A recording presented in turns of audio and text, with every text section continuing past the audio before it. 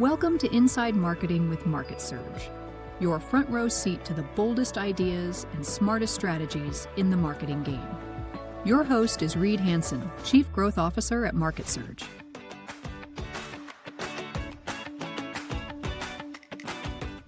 Today on Inside Marketing with MarketSurge, we've got a guest who's not just playing the marketing game, he's rewriting the rulebook. Owen Garrity is the founder of FPW Media, a powerhouse agency built on storytelling, visual craft, and a do-it-all-in-one house so nothing gets lost in translation mentality. He's also a filmmaker, a photographer, brand builder, and somebody who can grow an agency fast enough to land on the fastest growing agency list in 2020, 2022, and 2023. Owen's directed award-winning films like Lionhearted, built bold brands across industries, and still finds time for boxing, coffee, and gardening, and is basically the marketing version of a Renaissance man, but with better lighting. Today we're diving into how AI and storytelling intersect and why content is still king, even though AI is trying to steal the throne. Let's get into it, and welcome, Owen. Yeah, my pleasure. So tell me about... I love storytelling. I'm a big reader. I love movies as well. But now in a media world that has flooded our attention on so many different platforms, how do you build a brand story that actually connects? What are some of the fundamentals that we should be mindful of in that scenario? Yeah, I think the most recent statistic I saw that is the average American is seeing somewhere between 3,000 to 5,000 ads a day, and they're only recalling like 50 to 60 when quizzed. So if you think about that from a marketing perspective, that's a pretty low take rate.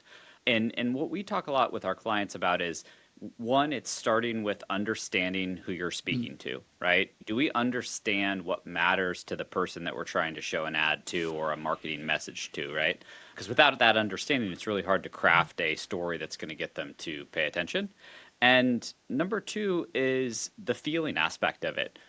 Really prodding on the emotional triggers via advertising to get somebody to feel something, right? Because of that very, very fractured landscape, because of how many things are being thrown at the average person on a daily basis, you have to get them to what we call, stop the scroll, or stop at the bus stop and look at the ad that is on the billboard, or whatever it may be, the medium that we're trying to reach people on. But we have to get them to feel something, and then we also have to offer them something. So it's no longer can you just understand them, just get to feel something, but you also have to offer them some sort of value, right? And value can mean many different things, but that's kind of the trifecta that we look for when we're building really effective storytelling. That's interesting. I do think you emphasize the story part of that and engagement. Now, you work across a lot of different platforms, video, photography, the branding. And now tell us what is common and maybe what's different when you're adjusting for different storytelling mediums. Yeah, so what's really interesting is our approach, I think, kind of differs of where the mediums are almost the last part, right? Where we think about what is the story we're trying to tell and what is the effect we're trying to have.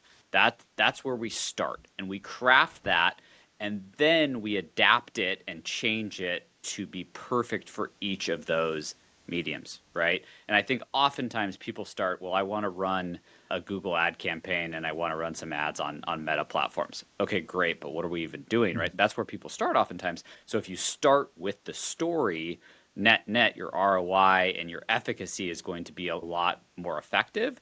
And then your story should drive your platforms, right? What is the most efficient and effective way to disseminate the story that we're trying to tell? And then that's why we advertise on certain platforms, right? And so having it be completely story-driven, we find provides a lot better results. Okay, that does make sense. Let's talk a little bit about AI and storytelling. I use AI all the time. I use it for content generation. I use it for video and image generation. And I give it feedback. I also include firsthand and original content I generate in my marketing. But do you think that AI will ever be good at storytelling, or is it merely a companion, something that needs to be enhanced, a tool? Where do you stand on that? Currently, the way that the models are created, they're really good at story regurgitation, right? Or story adaptation. I think they're relatively poor at completely generating something from Sure. nothing that feels unique. It may be good on its surface, but if you dig into it, it maybe is very similar to a lot of what's been done because that's how they're trained and that's how they're generating that content. We find it currently is the perfect companion tool, right? It allows you to do a lot of versioning, it allows you to do a lot of research, it allows you to get the finished product to a finished state a lot faster. But so far, we see that if you're using it for the entire process, and I say so far because all this is so highly subject to change, but so far, you're not going to get the level of ROI that you are with a wholly generated piece, something that's actually unique, actually more organic. And you're starting to see this on certain platforms where the ads that are performing best right now on Meta are more the UGC type ad, something that feels really authentic. What we're seeing from the data that's available is that the stuff that's completely AI generated, people seem to have an aversion to buying from brands that are using wholly AI generated avatars or people telling, because it doesn't feel authentic, right? And maybe that gap of the uncanny valley will close far enough, relatively soon that it doesn't matter. But for now, and I think probably the next maybe 12 to 18 months, we're seeing that authenticity is winning out. And so it's like, let's use it as a tool and integrate it into the process, but let's not wholly replace that this is actually our customer or this is actually our product in an environment, if that makes sense. Just to drill in that a little bit more, do you have any moral or ethical qualms? I'm putting you on the spot here, but about using AI to generate stories. Can an AI inherently have a story that's compelling? Is it even possible or something we should seek after? I don't know. I love UGC content, but I probably love it even more because I'm flooded with so much of the fake sounding content. I don't know. What do you think? Like, from a moral and ethical standpoint, I don't know. I don't know that I have a firm footing, so I'm not trying to put you on the spot. No, it's a very complex issue because what we see is that you start having brands who are exploiting it, right? Some of the more nefarious actors in the world are putting content out that seems like genuine customer testimonials or, something that is representing the product in a certain way that's just wholly untrue. So I think that's a very easy line to draw, right? So we put that to the side and then we think about more the nuanced question behind what you asked. My feeling is that at the end of the day, it's a tool and that it's going to be here whether we like it or not. And so I think it's if you're using it in a way that is within the guidelines of good ethics and good business practices, I think that you sidestep a lot of those ethical concerns. What I think, though, to be also true is that it's going to struggle for the foreseeable future to create something that's really compelling, that's of any length, right? Really short stuff, attention-grabbing stuff, yes. But it still has to have that human companion. I think that's really what it is like when we talk about really good AI content, it's highly human-assisted AI content. So you're using it as a tool, just like what you would a camera. So if you think about, AI generation as it's the computer, it's the word processor, it's the camera, and you're interfacing with it in that sort of same construct, I think you can produce things that are really good and still feel very authentic. And at the end of the day, they say that there's no original idea left, right? And so much of what we do in marketing is tweaking others' ideas that have already existed. So I think that, in my view, that this is kind of just a continuation of that for the most part. I do think there's some weird effects that like we've experienced where you almost look for ums and uhs in people's video content. It makes the video worse, but it just makes it seem like it was real. And so it's like we're in this like meta world where we're like looking for mistakes or flaws to embrace. And it's What's so funny is that we just had a client that we sent over a proposed campaign image, and it was an image that was shot on location with one of their actual customers. But the feedback was, this is AI generated. And it's like, well, no, it's just a really good photo. And so it's really funny because then we start to get into this realm where if it's too perfect, it feels inauthentic. And so I think that's really the authenticity is the word that I keep coming back to. Because I think that the real risk to brands is if all of your imagery is not of your actual product and actual people, why would somebody trust you as a brand at the end of the day, right? Like if everything you're putting out is just AI generated, you're eventually going to do brand damage. That can work for a small period of time, but over the longer term, the brands that are still investing in that true humanistic storytelling are going to win. And I think what we're starting to see is that, especially on social media, you're starting to see this backlash of there's so many comments of this is just AI, this is just AI. Yeah. And people, I think the platforms are trying to walk this line of they own the models, but at the same time, they can't allow it to only be AI generated content because people will stop engaging. Yeah, absolutely. I've had that experience myself. I'm not a photographer or a visual artist by any means, but there's some piece of content I posted, like a long response on a Reddit thread, trying to do some Reddit marketing.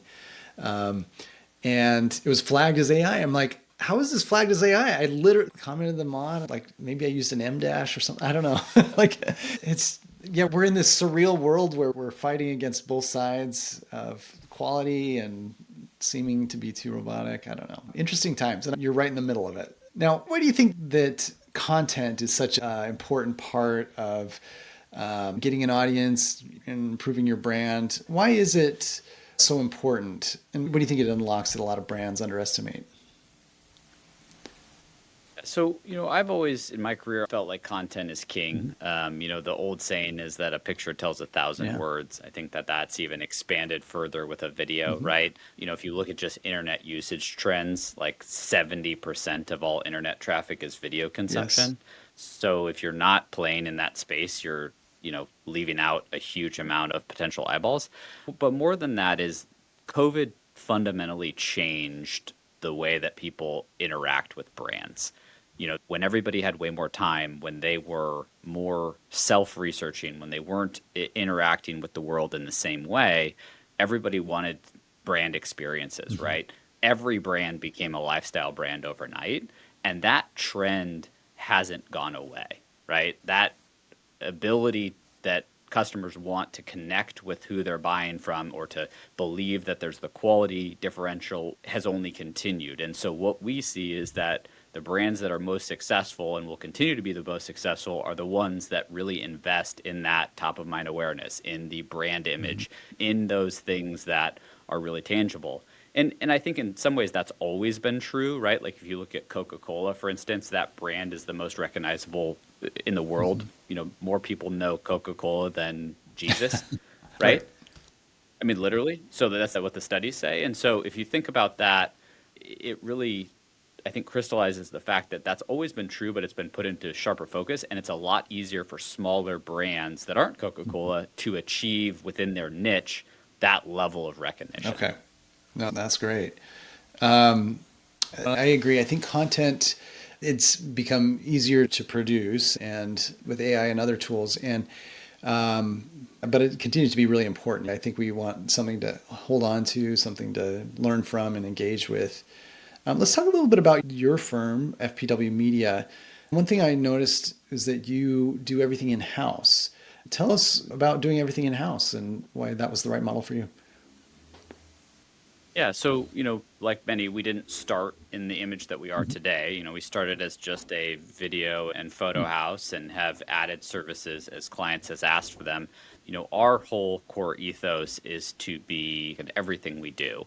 And for us, what we found is that we are only able to deliver on speed, quality, accuracy if we have a much higher level of control than outsourcing some of these things did. Or allowed us to have, I should say. And so for us and the client mix that we have, it's made the most sense. I know that that's by no means most people's models, but for us, bringing all of that in-house has been worth it. And what we feel like it allows us to do is do a 360 campaign across all these different touch points in a much shorter timeline with a lot higher level of consistency, right? It's really important to me that the flyer that gets sent out matches the commercial, matches the trade show experience, matches the in-store experience that somebody has, and that all of those colors are exactly the same, for instance, right? The little details become a lot easier when it's all here and our people can go physically look and check things. Yeah. And just to be clear, that is by no means a critique. That's more of a kudos to you. It's hard to find people for this kind of work here on shore. It's expensive and it brings like a whole set of challenges, but clearly it does bring a level of quality and execution that is hard to replicate when you're working with outsourced teams. Kudos to you. That's a great selling point of your firm. Now, I know you've worked in photography in the past. I'm married to a photographer, and so I can appreciate that world. How would you say that your background as a photographer, your firm's history is doing a lot of visual, how's that helped you today? What does that kind of training and perspective give to your firm today? I'd like to think that infuses somewhat everything that we do. At the beginning, you kind of said the Renaissance marketing, kind of as a joke, but it's true. We find that the intersection of the digital world and the physical world is really important. And so, we have our own screen print, we have our own film studio, we have our own, trade show operation. We have these tactile pieces that bolt on to all of the digital marketing activities. And the reason we've combined all those things is going back to that visual mindset, right? That at the end of the day, humans are visual, they're emotional, and really good marketing is the combination of many touch points, right? The days are kind of gone where you could have a single touch point conversion unless you are just so discounted that it's not funny, right? But like at full price, sort of across any sector, it's almost impossible to have a single assist conversion. And so what we really think about is, okay, what if we think about the whole conversion journey as a photo? What does that look like? And that's really how we envision things is what does that photo make somebody feel, right? Across all these pieces. And so like, if you remember with dial-up, the photo would like load this, right? That's how we think about, an integrated marketing campaign is what are the pieces of the photo that are getting revealed to the person and how are they feeling as that is coming into focus over days or weeks or months of them interacting with the brand. Yeah. Somehow as you're describing that, I could hear that image and it sounds like that. Yeah, exactly. So that's fantastic. Now, when you take on a new client and say they could be at a variety of stages in their branding process, where would you start with a new client typically that comes to you and says, we'd just like to boost our brand, we'd like to tell a better story? Where would you start with them? Yeah, so we like to do a lot of due diligence up front. Our average client engagement's multi-year. While we do project work, that's not usually the majority of what we do. It's these longer term partnerships. And so we start by tell us everything about your industry if we don't already know, right? If it's not a vertical that we're super familiar with, we're going to start with the industry as a whole. So like at the 40,000 foot view, and then we're going to work down that height level, right? Of what are all the things that are true for your business after we cover industry? What have you done recently from a marketing perspective? What is the data surrounding that, if we have data?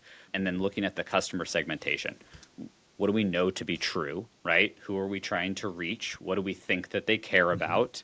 And then at those levels, we determine, do we need to do some additional research, right? Do we think that this client fully understands their customer? What we find oftentimes is that people aren't necessarily doing poor marketing. They're just marketing to the wrong people because they think something is true about their customer base that's not actually true. Or they think that the way that they're perceived is X, but really they're perceived Y. And so we need to align the perception with the reality of the business. We talk a lot with customers of, if we imagine the best day as a business you've ever had, that's the day that we want to represent 365 days a year via marketing. Yeah. No, that's awesome. Well, Owen, if people would like to learn more about your process, work with you to build a brand story, where can they find you and what are the best ways to engage with you? Absolutely. Me on a personal level, I can be found on all the major social platforms at Owen Garrity. My last name is spelled a little weird, Garritty. And then as far as the agency, FPWmedia.com, and same thing is true on all the social media platforms at FPW Media. Fantastic. Owen, this is super informative. I love your perspective and it sounds like you have a strong firm that can really execute. Please reach out to Owen and build your brand story. Thanks so much. Thank you. Want to stay ahead of what's actually working in marketing right now? Head over to MarketSurge.io and see how we're helping businesses grow smarter, faster, and louder. That's MarketSurge.io, because your next breakthrough shouldn't be a guess.